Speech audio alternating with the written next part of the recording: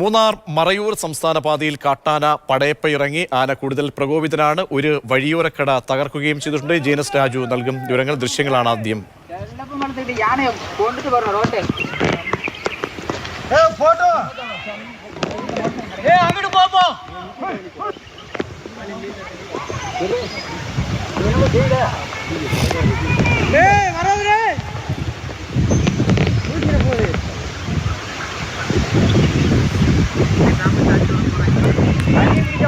ജെനസ് രാജു വിവരങ്ങൾ നൽകാൻ ചേരുന്നുണ്ട്. ജെയിനിലേക്ക് എത്താം. മൂന്നാർ മറയൂർ സംസ്ഥാന പാതയിലാണ് കാട്ടാന പടയപ്പ ഇറങ്ങിയത്. ആന കൂടുതൽ പ്രകോപിതനാണ്. ഒരു വഴിയോരക്കട തകർത്തു. ആനയ്ക്ക് മതപ്പാടുണ്ടോ എന്ന സംശയങ്ങളൊക്കെ നിലനിൽക്കുന്ന സമയത്താണിപ്പോൾ ആന റോഡിലേക്ക് ഇറങ്ങിയിരിക്കുന്നത്. പടയപ്പയടക്കം ഈ മേഖലയിൽ നിന്നും തുരത്തണമെന്നാണ് നാട്ടുകാരുടെ ആവശ്യം. നാട്ടുകാർ അത്തരം പ്രതിഷേധങ്ങൾ ഉയർത്തുന്ന ഒരു ഘട്ടമാണ്.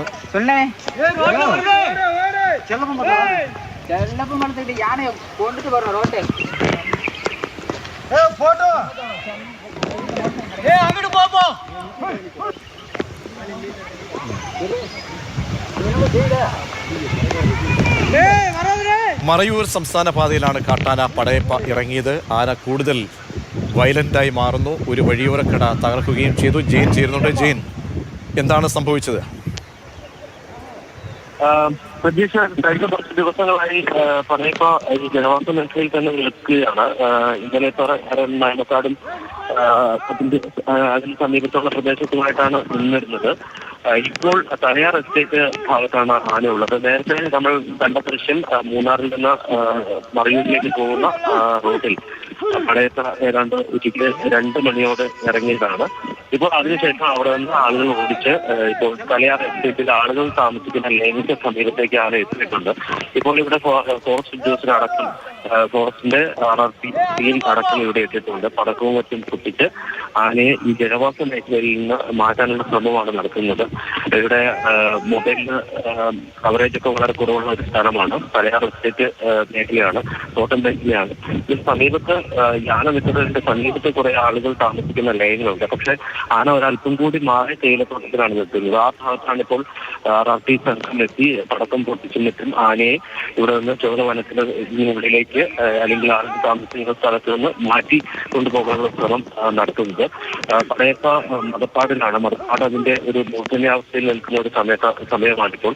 അതുകൊണ്ട് തന്നെ വളരെ പ്രകോപിതനാണ്. ഇവിടെ ആണെങ്കിൽ പോലും വിരട്ടി ഓടിക്കാൻ ശ്രമിച്ച ആളുകളെ ഭയപ്പെടുത്തുകയും മറ്റും ഒക്കെ ചെയ്തിട്ടുണ്ട്. അങ്ങനെ വളരെ പ്രകോപിതനായി നിൽക്കുന്ന ഒരു സാഹചര്യമാണ്. നമുക്കറിയാം, നാട്ടാനകൾ പോലും മതപ്പാട് കാലത്ത് പപ്പന്മാരെ പോലും അനുസരിക്കാറില്ല. അപ്പോൾ ഒരു കാട്ടാനയുടെ കാര്യം പറയേണ്ടതില്ല. അതുകൊണ്ട് വളരെ പ്രകോപിതമായിട്ടുള്ള സമയമാണ് ആനയുള്ളതാണ്.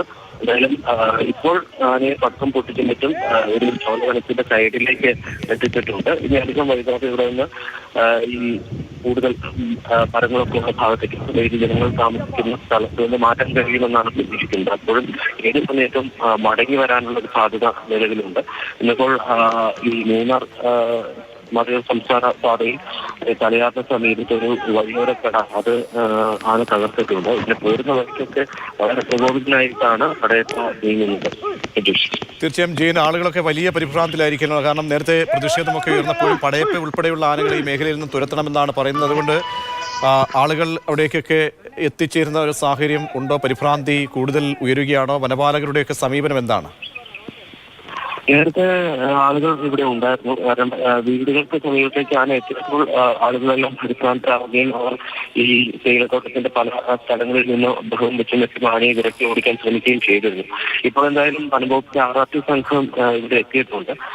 RRT സംഘത്തിലെ ഒരു 3-4 ഉദ്യോഗസ്ഥർ അവർ ഈ തേയിലത്തോട്ടത്തിന്റെ നടുത്ത ഒരു കുന്നിന്റെ മുകളിൽ കയറി നിന്ന് ആനയെ നിരീക്ഷിക്കുകയാണ്. അതോടൊപ്പം തന്നെ പടക്കം പൊട്ടിച്ചും മറ്റും ആനയെ വിരട്ടി ഓടിക്കാനുള്ള ശ്രമവും നടത്തുന്നുണ്ട്. ഇപ്പോൾ അവരെ മറികടന്ന് ഈ ആളുകൾ താമസിക്കുന്ന സ്ഥലത്തേക്ക് വരാതിരിക്കാനുള്ള ശ്രമമാണ് ഇപ്പോൾ വനംവകുപ്പ് നടത്തിക്കൊണ്ടിരിക്കുന്നത്. അതിൽ ഒരു ഘട്ടം വരെ അത് വിജയകരമാണ് എന്ന് തന്നെ പറയേണ്ടി വരും. കാരണം ലയങ്ങളുള്ള ഭാഗത്തേക്ക് ആന വന്നിട്ടില്ല. അതിന്റെ എതിർ ദിശയിലേക്കാണ് ഇപ്പോൾ ആന സഞ്ചരിച്ചുകൊണ്ടിരിക്കുന്നത്. പക്ഷേ നമുക്കറിയാം, മതപ്പാടിൽ നിൽക്കുന്ന സമയമാണ്. ഏത് സമയത്തും സ്വഭാവത്തിൽ വ്യത്യാസങ്ങൾ ഉണ്ടാകാൻ സാധ്യതയുണ്ട്. വളരെ പെട്ടെന്ന് പ്രകോപിതനായി ആളുകൾക്ക് നേരെ പോരാനുള്ള സാധ്യതയുണ്ട്. അതുകൂടി മുന്നിൽ കണ്ടുകൊണ്ടുള്ള സുരക്ഷ കൂടി പരിഗണിച്ചുകൊണ്ടാണ് ഇപ്പോൾ ആനയെ കെട്ടാൻ ശ്രമിച്ചുകൊണ്ടിരിക്കുന്നത്. കടുത്ത ചൂട് സമയം കൂടിയാണ് ജെയിൻ. ഇനിയുള്ള ദിവസങ്ങളിലൊക്കെ തന്നെ ഒരു ശാശ്വതമായ നടപടി ഉണ്ടായില്ലെങ്കിൽ ആന കൂടുതൽ വയലന്റ് ആവുന്നൊരു സാഹചര്യം ഉണ്ട് അല്ലേ? തീർച്ചയായിട്ടും മൂന്നാറിൽ പകൽ സമയങ്ങളിൽ നല്ല ചൂടാണ്, വെയിലിന്റെ നല്ല കാഠിന്യമുള്ള സമയമാണ്. രാത്രിയിൽ എന്നാൽ തണുപ്പുണ്ട്. പക്ഷെ ആനയെ സംബന്ധിച്ച് വെള്ളത്തിന്റെ അളവ്, വെള്ളം പല സ്ഥലത്തും കിട്ടാത്ത ഒരവസ്ഥയുണ്ട്. അതുകൊണ്ട് തന്നെ വെള്ളം തേടി ഈ താഴ്ന്ന പ്രദേശങ്ങളിലേക്ക് എത്തുന്നു. അപ്പോൾ അവിടെയാണ് കൂടുതൽ ആളുകൾ താമസിക്കുന്നത്. അപ്പം അതൊരു പ്രശ്നമായി മാറുന്നുണ്ട്. പ്രത്യേകിച്ച് വെള്ളം കിട്ടുക അല്ലെങ്കിൽ തണലുള്ള സ്ഥലങ്ങളിൽ ആനകൾ കൂടുതൽ നിൽക്കാൻ ആഗ്രഹിക്കുന്നു. അപ്പൊ അത് ഈ ജനവാസ മേഖലയ്ക്ക് സമീപത്തായി മാറുന്നു. അതാണ് ഇപ്പോൾ ഉണ്ടാകുന്ന പ്രശ്നം എന്നുള്ളത്. എന്തായാലും ഇന്നിപ്പോൾ നമ്മൾ മൂന്നാറിൽ തന്നെ നിൽക്കുകയാണ്. മൂന്നാറിൽ ഇന്ന് മാത്രം 3 ഇടത്തായിട്ടാണ് കാട്ടാന ഇറങ്ങിയിരിക്കുന്നത്. ഒന്ന് നയനക്കാട് ഇറങ്ങിയിരുന്നു. കന്നിമലയിൽ കഴിഞ്ഞ ദിവസം സുരേഷ് കുമാറിനെ കൊല്ലപ്പെട്ട ആ വീടിന്റെ മുകളിലായി, അവർ താമസിച്ചിരുന്ന വീടിന്റെ മുകളിലായി ആനയുണ്ടായിരുന്നു.